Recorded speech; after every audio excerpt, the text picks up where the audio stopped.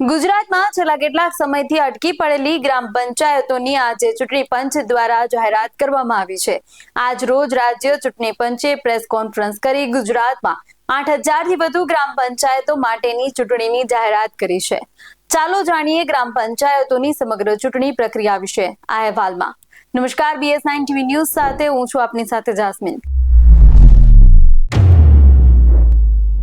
ચૂંટણીની જાહેરાત કરતા ચૂંટણી અધિકારી પ્રેસ કોન્ફરન્સમાં જણાવ્યું કે આગામી 12 જૂને રાજ્યની 8,327 ગ્રામ પંચાયતો માટે ચૂંટણી યોજાશે અને પરિણામ 25 જૂને આવશે।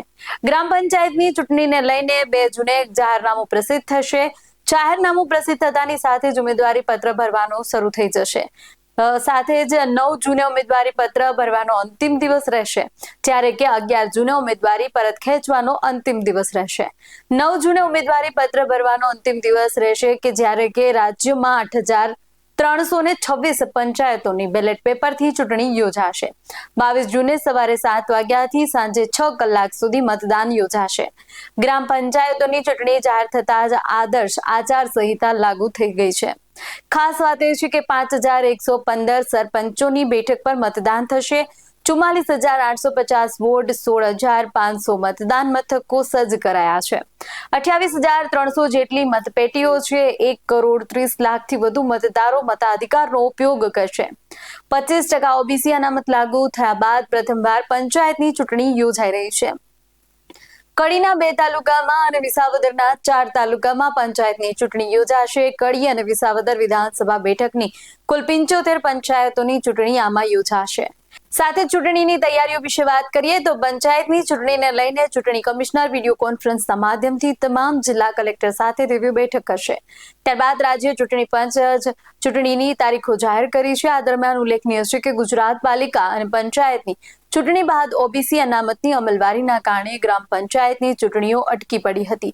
જોકે હવે OBC અનામતની રોટેશનની કામગીરી પૂર્ણ થતા ચૂંટણીનો માર્ગ મોકળો બન્યો છે। આ ઉપરાંત મહત્વની વાત એ છે કે પંચાયતોની ચૂંટણીમાં EVMનો ઉપયોગ થશે નહીં। તેમજ ઉલ્લેખનીય છે કે ગુજરાતમાં જ 4,000 ગ્રામ પંચાયતમાં 3 વર્ષથી વહીવટદાર શાસન ચાલી રહ્યું છે, જેમાં વધુ 1,400 પંચાયતોની મુદત 30 જૂને પૂર્ણ થઈ રહી છે। ગ્રામ પંચાયતની ચૂંટણીમાં રોટેશન જાહેર કરવા સૂચનાઓ આપવામાં આવી હતી। ગુજરાતમાં ગ્રામ પંચાયતોની ચૂંટણી માટે રોટેશન પ્રક્રિયામાં OBC માટે અનામત 10%થી વધારી 27% કરવાની પ્રક્રિયા વિચારણા હેઠળ હતી। ત્યારે આ માટે રાજ્ય સરકારે ઝવેરી કમિશનની રચના કરી વિધાનસભા ગૃહમાં કાયદો પસાર કર્યો। આ કાયદાને લગતી પ્રક્રિયા પૂર્ણ નહીં થતા ગ્રામ પંચાયતોની ચૂંટણી લંબાવવામાં આવી હતી, પરંતુ હવે તમામ જિલ્લા કલેક્ટરો અને સરપંચ સહિતના પદો માટે રોટેશન જાહેર કરવા સૂચના આપવામાં આવી છે। ગ્રામ પંચાયતની ચૂંટણી માટે અધિકારીઓને તૈયાર રહેવા પણ આદેશ કરાયા છે। અગાઉ રાજ્ય ચૂંટણી આયોગે તમામ જિલ્લા કલેક્ટરો, પ્રાંત અધિકારીઓને પત્ર લખીને ગ્રામ પંચાયતની ચૂંટણી માટે તૈયાર રહેવા આદેશ કર્યો હતો, જેમાં મતદાન મથકો મંજૂર કરવા અને તેની ચકાસણી કરવી, પ્રમાણપત્રો મેળવી લેવા આદેશ કરવામાં આવ્યો હતો। તેમજ તે ઉપરાંત કલેક્ટરને લખાયેલા પત્રમાં ગ્રામ પંચાયતોના ચૂંટણી અધિકારી તરીકે નાયબ મામલતદાર, મદદનીશ તાલુકા વિકાસ અધિકારી, વિસ્તરણ અધિકારીઓ તેમજ ચૂંટણી કામગીરીના અનુભવી કર્મચારીની નિયુક્તિ કરવાની રહેશે। પહેલા હું ગ્રામ પંચાયતની શેડ્યુલ બાબત વાત કરીશું, પછી બાકી અન્ય વ્યવસ્થા માટે વાત કરીશું। આજે અમે જે જાહેરાત કરી રહ્યા છે 8,326 જેટલા કુલ ગ્રામ પંચાયતની સામાન્ય ચૂંટણી અને પેટા ચૂંટણી બંને ભેગા થઈને કરી રહ્યા છે। એના બાબતમાં આજે અમે અનાઉન્સ કરી રહ્યા છીએ જે જાહેરનામા 2 જૂન એટલે સોમવારે 2 જૂન 2025, ઉમેદવારી પત્ર ભરવાની છેલ્લી તારીખ સોમવારે 9/6/2025, ઉમેદવારોની પત્રોની ચકાસણી તારીખ મંગળવારે 10/6/25 ને ઉમેદવારી પરત ખેંચવાની છેલ્લી તારીખ બુધવાર 11/6/25, મતદાનની તારીખ અને સમય રવિવારે 22/6/25 સવારના 7 વાગ્યાથી સાંજે 6 વાગ્યા સુધી। પુનઃ મતદાન જરૂર હોય તો મંગળવારે એટલે 24/6/25, મતગણતરી તારીખ બુધવારે 25/6/25 અને ચૂંટણી પ્રક્રિયા પૂરું થશે 27/6/25। ની બાબતમાં આજે 8,300 જેટલા ગ્રામ પંચાયતની ચૂંટણી બાબતમાં અમે બીજી તારીખે મતદાર યાદીની ડ્રાફ્ટ પ્રસિદ્ધિ કરવામાં આવેલ હતી. એની આખરી પ્રસિદ્ધિ ગઈકાલે કરવામાં આવેલ છે. એટલે ત્યાર પછી અમે જનરલી પ્રથા એવું છે, મતદાર યાદીનું ફ્રીઝ કર્યા પછી ઇલેક્શન માટે અમે શેડ્યુલ નક્કી કરીને જાહેરાત કરવામાં આવે છે. એમાં આજથી આજે 8,300 જેટલા ગ્રામ પંચાયતોમાં જ્યાં જ્યાં ચૂંટણી ચાલે છે ત્યાં આચારસંહિતા અમલમાં આવશે. આચારસંહિતા બાબતમાં 2021માં વિગતવાર કોમ્પ્રિહેન્સિવ ઇન્સ્ટ્રક્શન આપેલા છે, એ અમલમાં આવશે. અને પછી ગ્રામ પંચાયત ઇલેક્શનમાં જે નોટિફિકેશન વગેરે કામગીરી પહેલેથી અહીંયાથી ડેલિગેટ કરવામાં આવેલ છે પ્રાંત અધિકારીનું.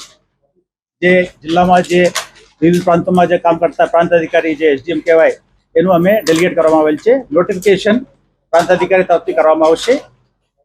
અને જે બે ખાસ વસ્તુ છે એમાં 2 ચાઇલ્ડ નોર્મ અને એક ટોયલેટની જરૂરિયાત, જાજરૂની જરૂરિયાતવાળા એ ગેરલાયકની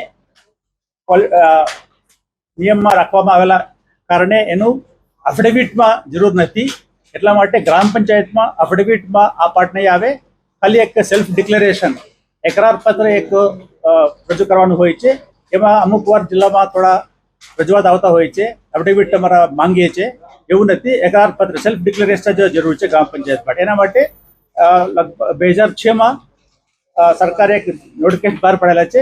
બાકી પંચાયતો બાકી ઇલેક્શનમાં એફિડેવિટ જરૂર છે, આમાં એફિડેવિટ જરૂર નથી.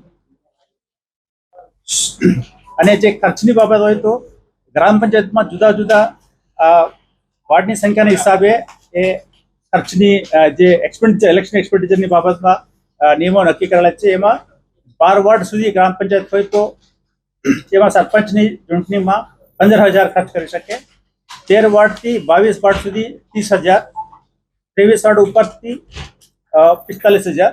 અને વોર્ડ સભ્યો માટે કોઈ ખર્ચની બાબતમાં કોઈ નથી, જોગવાઈ નથી. અને આ ચૂંટણીમાં એપિક કાર્ડ લઈને મતદારો ઓળખાણ આપવાનું હોય છે મતદાન મથકે. જેની પાસે એપિક કાર્ડ ના હોય, રાજ્ય ચૂંટણી પંચે 14 જે ઓળખાણ પ્રસ્તાવિત કરવા માટે જે નક્કી કરેલા છે, એ જે 14 છે એ હમણાં તમને યાદી આપીશું.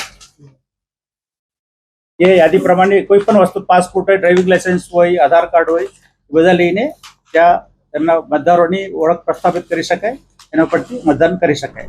આવા જ વધુ અહેવાલો સાથે મળતા રહેશું. તમે અમારી YouTube ચેનલને સબસ્ક્રાઇબ કરવાનું, અમને Facebook અને Instagram પર ફોલો કરવાનું ભૂલશો નહીં. બાકી આવા જ અહેવાલો સાથે મળતા રહેશું.